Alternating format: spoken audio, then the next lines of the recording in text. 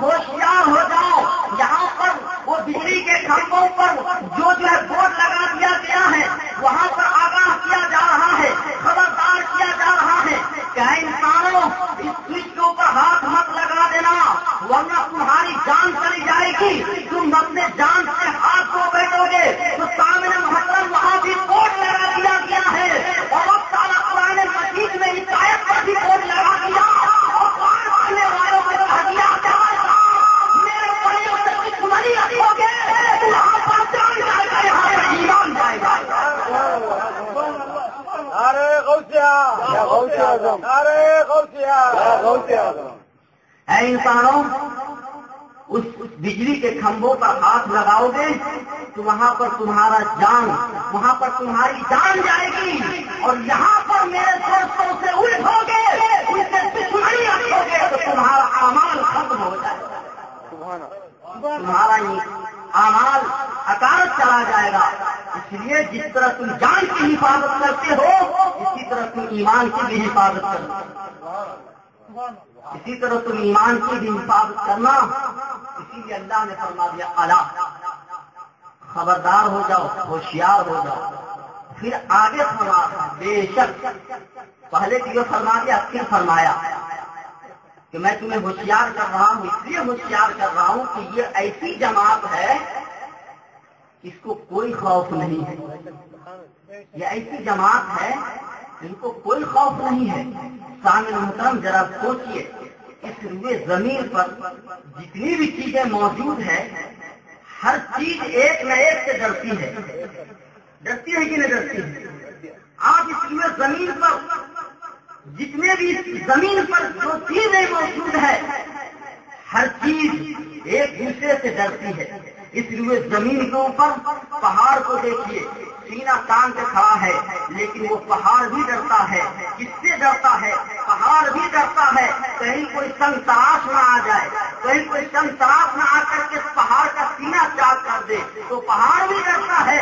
اسی طرح اس روئے زمین پر پیڑ پودے بھی ڈرتا ہے. پیڑ پودے جو ہے پیڑ اس لیے ڈرتا ہے, اور پیڑ اس سے ڈرتا ہے کہیں کلہاڑی والا نہ آ جائے, کہیں کلہاڑی والا آنا آ جائے. کلہاڑی والا آ گیا تو پیڑ کا معاملہ ختم اور پیڑ کا خاتمہ ہو جائے گا. اسی لیے زمین پر گھاس پودے بھی ڈرتا ہے. اس سے ڈرتا ہے کہیں چار پائے والا نہ آ جائے. چار پائے والا آ گیا تو معاملہ ختم, وہ پیڑ پودے کو چلے گا. اسی طرح اس لیے زمین پر بادشاہ سے بھی آیا کرتا ہے. اسی لیے زمین پر امیر سے غریب ڈرتا ہے. اسی لیے زمین پر طاقتور سے کمزور ڈرتا ہے. سامنے مطلب کہا جاتا ہے اس قوم کو ہراس سے دنیا میں ہر کوئی ایک سے ڈرتا ہے, لیکن یاد رکھو اسی لیے زمین پر ایک ایسی جماعت ہے جس کی آسمان کے نیچے, اسی لیے زمین کے اوپر ایک ایسی جماعت ہے جو کسی سے نہیں ڈرتی, وہ ڈرتی ہے تو صرف تعالیٰ.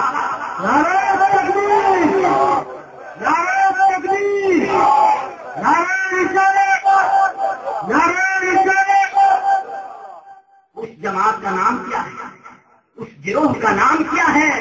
وہ گروہ وہی ہے الا ان اولیاء, یہ وہی گروہ ہے اللہ کی ولیوں کی جماعت جو کسی سے نہیں ڈرتی. سامنے محترم آپ یہاں پر سوچنے والی بات ہے, ایسی کیا خوبی ہے ان کے اندر جو کسی سے نہیں ڈرتی؟ تو سامنے محترم بات یہی ہے کہ جو اللہ کا ہو جاتا ہے اللہ اس کا ہو جاتا ہے کہ نہیں؟ اللہ سے طاقتور, اللہ سے بڑھ کر کے کوئی طاقتور ہے نہیں. ساری قوت ساری خوبی کا جامع اور خالق مالک وہی ہے, ساری طاقت کا مالک وہی ہے. اور جو اللہ کا قرب پا لیتا ہے, جو اللہ کا ہو جاتا اللہ اس کا ہو گیا, اللہ اس کا ہو گیا. حضور علیہ الصلوۃ والسلام ارشاد فرماتے ہیں کہ اللہ کے بعض بندے ایسے ہیں اللہ کے قرب حاصل کرنے کے لیے محنت کرتے ہیں, مشقت کرتے ہیں, اور جس بندے کو اللہ سے محبت ہو جاتی ہے، سبحان اللہ بولیے، جس بندے کو اللہ سے محبت ہو جاتی ہے اللہ اس بندے سے محبت کرنے لگتا ہے. اللہ اس سے محبت کرتا ہے، یہ اللہ سے محبت کرتے ہیں. اور جس کو اللہ اپنا بنا لیتا ہے تو اس بندے کے اندر اللہ تعالیٰ اپنی قدرت اور طاقت کی جلوگری فرما دیتا ہے. اس بندے کے اندر اپنی قدرت اور طاقت کی جلوگری فرما دیتا ہے. تبھی تو حضور فرماتے ہیں جب اللہ تعالیٰ اپنے بندے کو قریب کر لیتا ہے، اپنا محبوب بنا لیتا ہے، تو اللہ اس کا ہاتھ ہو جاتا ہے، اللہ اس کا کان ہو جاتا ہے، اللہ اس کی آنکھ ہو جاتا ہے، اللہ اس کا پیر ہو جاتا ہے. سامنے محترم ذرا غور فرماؤ، اللہ تو ہاتھ سے پاک ہے، اللہ تو کان سے پاک ہے، اللہ تو جسم سے پاک ہے، اللہ تو پیر سے پاک ہے. لیکن حضور فرماتے ہیں جب اللہ تعالیٰ اپنے بندے سے محبت کرتا ہے اور اس کو اپنا قریب کر لیتا ہے تو اللہ اس کا ہاتھ ہو جاتا ہے، اللہ اس کا پیر ہو جاتا ہے. اس کا معنی کیا؟ سامنے محترم اس بات کو سمجھو کہ جب آدمی مر جاتا ہے تو مر جانے کے بعد غسال کے ہاتھ میں چلا جاتا ہے، اور جو پانی نہلاتا ہے وہ غسال اس میت کو چاہے بیٹھا کے نہلائے، چاہے کھلا کر کے نہلائے، چاہے کروٹ میں نہلائے، چاہے کہیں لٹا کر کے نہلائے، اس مردے کا کچھ بھی اختیار نہیں ہوتا، کچھ بھی اختیار نہیں ہوتا. غسال چاہے جس طرح بھی نہلا دے جو ہے اس مردے کا کچھ بھی اختیار نہیں ہوتا. سامنے محترم جو بندہ اللہ سے محبت کر دیتا ہے، اللہ کا ہو جاتا ہے، تو بندہ کہتا ہے مولا ہم تو کچھ بھی نہیں ہے، اے رب تعالیٰ ہم کو اپنے آپ کو فنا کر دیے، اللہ جو کچھ باقی ہے میری محبت ہے، اے رب العالمین ہم اپنی مرضی سے کچھ نہیں کریں گے، اللہ تو جو کہے گا وہی میں کروں گا. تو رب تعالیٰ اس کا کفیل بن جاتا ہے، رب تعالیٰ اس کا کفیل بن جاتا ہے.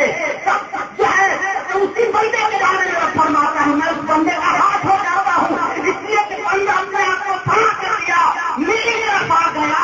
تو رب تعالیٰ فرماتا بندے گھبراؤ نہیں، میں تمہارا ہاتھ ہو جاتا ہوں، میں تمہارا پیر ہو جاتا ہوں. مطلب یہ کہ بندے کا جو ہاتھ ہوتا ہے اس میں کس خدا کی ہوتا ہے، ہاتھ تو بندے کا ہوتا ہے اس میں پکڑ خدا کی ہوتی ہے. بندے کا تو پیر ہوتا ہے، چلنا خدا کا ہوتا ہے. کیونکہ بندہ اپنے مرضی سے کچھ نہیں کر رہا ہے، اپنے لیے کچھ نہیں کر رہا ہے، اپنے آپ کو رب تعالیٰ کی بارگاہ میں پیش کر دیا تو رب تعالیٰ اس کا کفیل بن جاتا ہے. اب بندہ چلتا ہے تو اپنی مرضی سے نہیں، رب تعالیٰ چلاتا ہے. بندہ چلتا ہے، بندہ جب دیکھتا ہے تو وہ اپنی طاقت سے نہیں، بندے کی آنکھ ہوتی ہے اس میں نور خدا کا ہوتا ہے. بندے کی زبان ہوتی ہے اس میں تاثیر خدا کی. تو جب رب تعالیٰ اس کے اندر اپنی قدرت اور طاقت کی جلوگری فرما دیا اب وہ بندہ کسی سے ڈر سکتا ہرگز نہیں ڈرے گا. یہ تو اولیاء کرام کی جماعت کی بات ہے. آپ جن کی یاد میں بیٹھے ہیں یہ تو ولیوں کے سردار ہیں. حضور سیدنا غوث اعظم رضی اللہ تعالیٰ عنہ، حضور سیدنا غوث اعظم رضی اللہ تعالیٰ عنہ کا نام عبد القادر، آپ کی کنیت ابو محمد، آپ کا لقب محی الدین اور بہت سے ہیں. آپ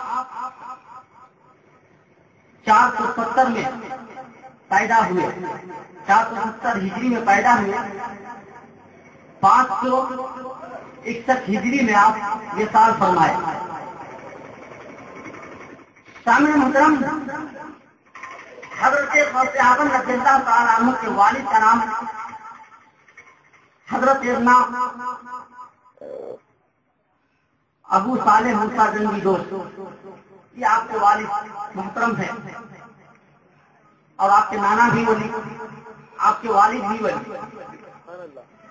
حضرت غوث اعظم رضی اللہ تعالیٰ عنہ کے سارا خاندان اولیاء کرام کا گھرانہ ہے. حضور سیدنا غوث اعظم والد